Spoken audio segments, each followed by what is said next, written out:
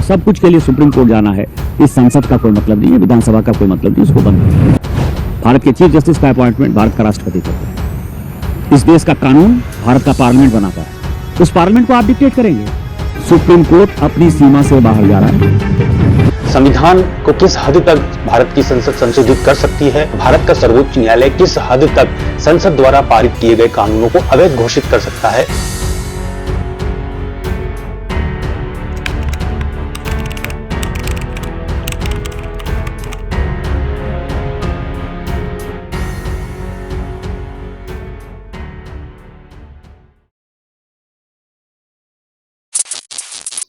नमस्कार दोस्तों, आज फिर से भारत के राजनीतिक परिदृश्य पर संसद और सर्वोच्च न्यायालय की शक्तियों को लेकर एक बहस छिड़ी हुई है। संविधान को किस हद तक भारत की संसद संशोधित कर सकती है और भारत का सर्वोच्च न्यायालय किस हद तक संसद द्वारा पारित किए गए कानूनों को अवैध घोषित कर सकता है। इस बात को लेकर पुनः एक बहस, एक चर्चा का जन्म आज के राजनीतिक परिदृश्य में हमें देखने को मिल रहा है। जब से वक्फ मामले पर सुनवाई सर्वोच्च न्यायालय में शुरू हुई है और कुछ सर्वोच्च न्यायालय की तरफ से ऐसी टिप्पणियां आई हैं जिनसे यह संकेत मिलता है कि कहीं ना कहीं वक्फ बोर्ड का जो कानून है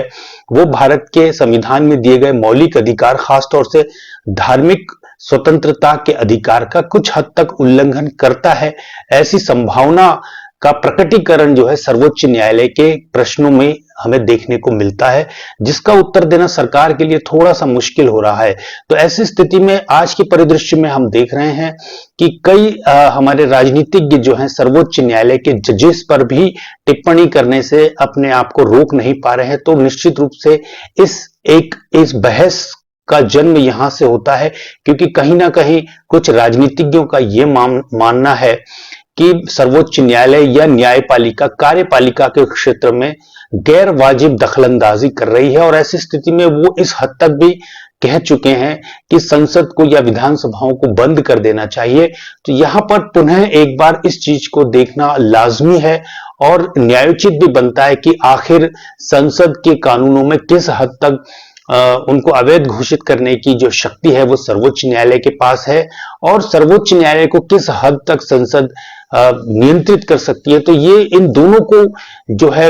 शक्तियों को लेकर एक तरीके से विवाद की स्थिति हमें स्वतंत्रता के बाद भी देखने को मिली थी और हालांकि उसका कुछ हद तक समाधान गोलखनाथ के विवाद में हो गया था। तो हम सिलसिलेवार तरीके से ऐतिहासिक दृष्टिकोण से ये समझने की कोशिश करेंगे कि आखिर ये बहस कहां से शुरू हुई और कहां इसका एक समाधान हमको देखने को मिलता है, क्योंकि वर्तमान में जो बहस चल रही है खासतौर से सर्वोच्च न्यायालय की शक्तियों को लेकर, उसकी सीमा को लेकर, उसमें इस चीज को जांचना या देखना बेहद जरूरी हो जाता है कि आखिर भारतीय संविधान किस हद तक संसद को और सर्वोच्च न्यायालय को खासतौर से कानूनी शक्तियां प्रदान करता है। तो देखिए, भारत की स्वतंत्रता के पश्चात 1951 में और 1960 दो ऐसे वर्ष रहे जिसमें 1951 में शंकरी प्रसाद वर्सेस यूनियन ऑफ इंडिया और 1965 में सज्जन सिंह वर्सेस राजस्थान सरकार के जो दो मुकदमे थे जो सर्वोच्च न्यायालय के द्वारा सुने गए,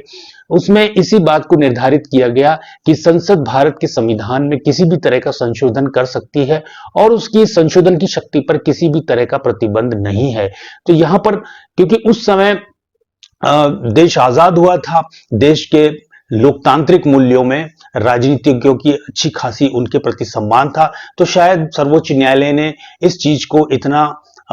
गंभीरता से नहीं लिया कि आखिर संसद की शक्ति किस हद तक है कि वो संविधान को संशोधित कर सके, क्योंकि उस समय के राजनीतिज्ञों की मंशा पर प्रश्न चिन्ह उठाना शायद समाचीन उस समय की न्यायपालिका को नहीं लगा होगा। तो लेकिन जैसे जैसे देश लोकतांत्रिक सफर के पर आगे बढ़ता गया, 1970 तक आते आते जो है राजनीतिज्ञों ने यानी कि राजनीतिक व्यवस्था ने अपने फायदे के लिए या अपने हितों के लिए कुछ हद तक मौलिक अधिकारों से संबंधित प्रावधानों को छेड़ना शुरू कर दिया, उन्हें संशोधित करना शुरू कर दिया। तो ऐसी स्थिति में एक मुकदमा 1967 में हमें देखने को मिलता है, जो था गोलखनाथ वर्सेस पंजाब सरकार का, जिसमें फिर से सर्वोच्च न्यायालय ने अपने ही निर्णय को पलटते हुए यह अभिनिर्धारित किया कि भारतीय संसद की शक्ति, जो कि अनुच्छेद 368 के तहत संविधान संशोधन से संबंधित है, वो असीमित नहीं है, बल्कि भारत के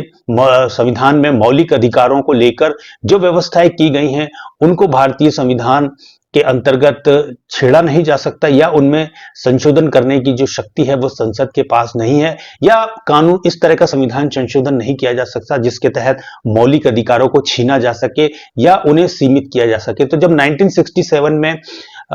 गोलखनाथ वर्सेस पंजाब में यह निर्णय सर्वोच्च न्यायालय के दिया गया, तो यहां पर एक तरीके से संसद की संविधान संशोधन की शक्ति जो है वो सीमित हो जाती है। और आगे चल के यह इसी मामले में R C Cooper versus union of India और Madan Scindia versus union of India के मामले में भी हमें देखने को मिलता है, जो कि 1970 के केसेस थे। उनमें यह देखने को मिला कि गोलखनाथ के निर्णय, जिसमें कि संविधान संशोधन की संसद की शक्ति को सीमित कर दिया गया था, उसी आधार पर इन मुकदमों में खासतौर से R C Cooper versus union of India के तहत तात्कालिक प्रधानमंत्री श्रीमती इंदिरा गांधी के द्वारा बैंकों के राष्ट्रीयकरण के निर्णय को अवैध घोषित कर दिया गया। और साथ ही साथ Scindia versus union of India के मामले में भी जो पूर्व प्रीवी पर्स राजा महाराजाओं को प्राप्त थे, उनको संविधान संशोधन के द्वारा समाप्त करने की जो कानून था उसको भी सर्वोच्च न्यायालय ने मौलिक अधिकारों के आधार पर अवैध घोषित कर दिया। तो इस तरीके से यह देखने को मिला कि इस मौलिक अधिकारों के ऊपर संशोधन का जो प्रतिबंध लगा था, खासतौर से गोलखनाथ के मामले में, वहां पर संसद की जो शक्ति है वो हमें सीमित दिखाई पड़ रही थी। तो ऐसी स्थिति में इस निर्णयों को, खासतौर से R C Cooper versus union of India और Scindia versus union of India के मुकदमों के दिए गए निर्णयों को पलटने के लिए 24वां, 25वां, 26वां और 29वें संविधान संशोधन किए गए, जिसके द्वारा इन निर्णयों को पलटा गया। अब यहां पर फिर से एक विवाद की स्थिति उत्पन्न हो गई कि क्या सर्वोच्च न्यायालय के द्वारा दिए गए निर्णयों को संविधान संशोधन के माध्यम से पलटा जा सकता है, उन्हें उल्टा जा सकता है। तो यहां पर फिर से एक विवाद और बहस की स्थिति का जन्म हमें देखने को मिलता है, जिसका समाधान 1973 में प्रसिद्ध मामला जो कि केशवानंद भारती वर्सेस केरल राज्य का था, जिसमें कि ये 7/6 के एक 13 जजेस की जो बेंच थी, काफी बड़ी बेंच थी, जिसने गोलखनाथ वाले मामले में जहां 11 जजेस की बेंच थी, वहां पर 13 जजेस की बेंच ने यह निर्णय 7-6 के बहुमत से दिया कि संविधान संशोधन भारत की संसद कर सकती है, परंतु वो इस तरह के संविधान संशोधन नहीं कर सकती जो कि संविधान के मौलिक ढांचे में ही परिवर्तन कर दे या उस मौलिक ढांचे को नष्ट कर दे। तो इस तरीके के निर्णय के बाद में एक समन्वय का प्रयास न्यायपालिका और संसद की शक्तियों के बीच में हमें देखने को मिलता है, परंतु फिर आगे चल के संसद ने 1976 में फिर से संविधान संशोधन, जिसको कि मिनी कॉन्स्टिट्यूशन का दर्जा भी दिया जाता है, उसमें 368 जो कि संवैधानिक संशोधन से संबंधित भारतीय संविधान का एक प्रावधान है, उसमें खंड 4 और 5 जोड़कर इस बात को सुनिश्चित करने का प्रयास किया कि किसी भी संविधान संशोधन को किसी भी आधार पर संविधान सर्वोच्च न्यायालय में चुनौती नहीं दी जा सकती। तो इस तरीके का जब संशोधन कर दिया गया, तो इसको आगे चल के पुनः मिनर्वा मिल्स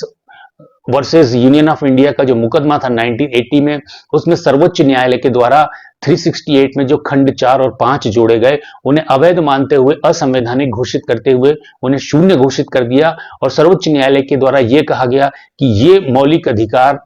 के साथ साथ जो संविधान के मूल संरचना है, जो फंडामेंटल स्ट्रक्चर है, उसको वायलेट करती है, क्योंकि 368 के खंड 4 और 5 सर्वोच्च न्यायालय के जुडिशियल रिव्यू के पावर को नष्ट करते हैं, उसे समाप्त करते हैं। और जुडिशियल रिव्यू का जो पावर है अपने आप में एक फंडामेंटल स्ट्रक्चर का एक हिस्सा है, एक संविधान के मूल ढांचे का हिस्सा है। तो ऐसी स्थिति में उसके साथ छेड़छाड़ नहीं की जा सकती। और इसी आधार पे अनुच्छेद 368 में जो खंड 4 और 5 76वें संविधान संशोधन के द्वारा जोड़े गए थे, उन्हें समाप्त कर दिया गया, उन्हें हटा दिया गया। और मिनर्वा मिल्स के मामले में पुनः एक आधारभूत संवैधानिक ढांचे की व्यवस्था को सर्वोच्च न्यायालय द्वारा पुनः दोहराया गया। अब एक सवाल उठता है कि आखिर संविधान का मूल ढांचा है क्या? तो बहुत आसानी से यह समझा जा सकता है कि हालांकि संविधान के मूल ढांचे को लेकर सर्वोच्च न्यायालय ने कभी भी कोई स्पष्ट परिभाषा नहीं दी है, बल्कि ये कहा है कि समय समय पर जब भी आवश्यकता होगी, जब भी मामले आएंगे, संविधान के मूल ढांचे को परिभाषित करने का प्रयास किया जाएगा। तो लेकिन मोटे मोटे तौर पे ये समझा जा सकता है कि कानून का शासन, मौलिक अधिकार, संसदीय शासन प्रणाली, संविधान की सर्वोच्चता और जुडिशियल रिव्यू का पावर, इस तरीके से ये जो कुछ फंडामेंटल बेसिक स्ट्रक्चर के जो हमें पार्ट देखने को मिलते हैं, बेसिकली यही संविधान की मूल संरचना के आधारभूत हिस्सा है। तो ऐसी स्थिति में इनमें परिवर्तन करने का मतलब ये होगा कि संविधान के सार को ही परिवर्तित कर देना या संविधान को पूर्ण रूप से ही परिवर्तित कर देना। तो ऐसी स्थिति में ये जो एक समन्वयात्मक एक अप्रोच सर्वोच्च न्यायालय के द्वारा ली गई थी, यही सालों से चलती आ रही थी कि आखिरकार इस बात को निर्णित किया गया कि आखिर संविधान संशोधन की शक्ति और सर्वोच्च न्यायालय के जुडिशियल रिव्यू की शक्ति किस तरीके से समन्वित की जा सकती है। तो ये बरसों से चला आ रहा था, लेकिन हाल ही में कुछ जो विवाद, खासतौर से वक्फ बिल को लेकर जो चर्चा चल रही है, उसमें कुछ राजनीतिज्ञों द्वारा इस तरह के आरोप लगाए जाना कि जजेस जो है कार्यपालिका के क्षेत्र में गैर वाजिब दखलंदाजी कर रहे हैं, मेरे हिसाब से उचित जान नहीं पड़ता, क्योंकि संविधान के अंतिम रक्षक के रूप में हम सर्वोच्च न्यायालय को ही मानते हैं और यही संविधान कहता है कि संविधान की रक्षा की गारंटी सर्वोच्च न्यायालय के पास है, यह अधिकार क्षेत्र उनके पास है। और कई सारे संविधान के जो अनुच्छेद हैं वो इस बात को पुनः रेखांकित करते हैं कि संविधान की रक्षा का जो भार है वो सर्वोच्च न्यायालय पे अधिक है। और जब संसद मनमाने तरीके से किसी तरह के कानूनों को पारित कर देती है या कोई संविधान संशोधन करती है, तो उसकी संवैधानिकता की परीक्षा करने का जो अंतिम अधिकार है वो सर्वोच्च न्यायालय के ही पास है। तो ऐसी स्थिति में संविधान में जुडिशियल रिव्यू की जो व्यवस्था की गई है, निश्चित रूप से ये भारतीय संविधान को अक्षुण्ण रखने और उसके सार और मूल तत्व को सुरक्षित रखने का एक अभिनव प्रयास है और उसके साथ छेड़छाड़ करने का प्रयास एक तरीके से संविधान को नष्ट करने के प्रयास के रूप में ही समझा जाना चाहिए। तो उम्मीद करता हूं कि आपको ये विश्लेषण पसंद आया होगा। यदि इस संबंध में आपके कोई सुझाव है तो निश्चित रूप से आपका कमेंट बॉक्स में स्वागत है। तो किसी ऐसे ही विवादित विषय पर मिलते हैं शीघ्र ही एक नए वीडियो में। तब तक आप सबका समय शुभ हो।